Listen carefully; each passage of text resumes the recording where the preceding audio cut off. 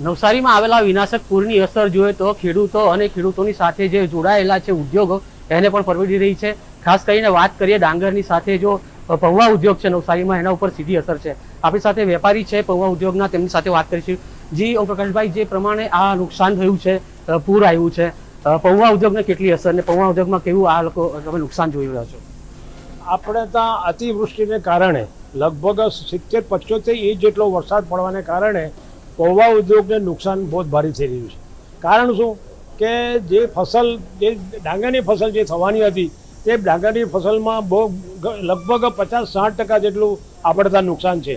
અને આ ડાંગરની ઉપર ધંધા પર લગભગ આપણી આ નવસારી વિસ્તારની 50 જેટલી પૌવા મિલો કાર્યરત છે. એટલે જેની અંદર 2000 માણસો કામ કરે છે અને 2000 માણસોની સામે 10,000 માણસોનું ફેમિલીનું ભરણ પોષણ થાય છે.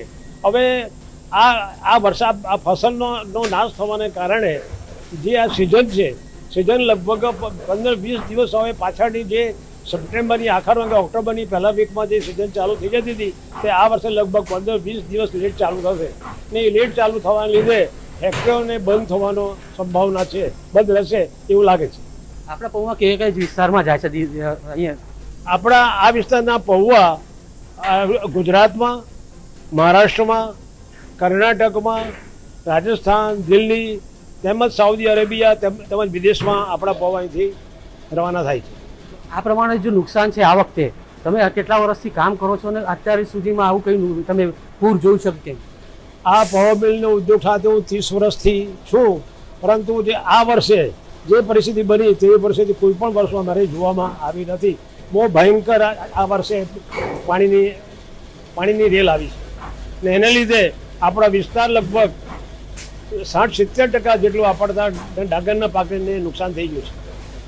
અત્યારે શું માંગ છે તમારી, ડિમાન્ડ શું છે અત્યારે પ્રમાણે જે નુકસાન છે એ પ્રમાણે? અમારી તો ડિમાન્ડ એ છે કે ભાઈ આ જે ખેડૂતોને જે ડાંગરનું જે નુકસાન કંઈ થયું છે એને કંઈ એ લોકોને ઊભા થવા માટે કંઈ એ લોકોને મદદ થવી જોઈએ. અને જો તરુની વ્યવસ્થા જો થઈ શકતી હોય તો ફરીથી જો રોપણી કરે અને જો ડાંગર થાય તો એ લોકોનું ભવિષ્ય સારું સુધરે.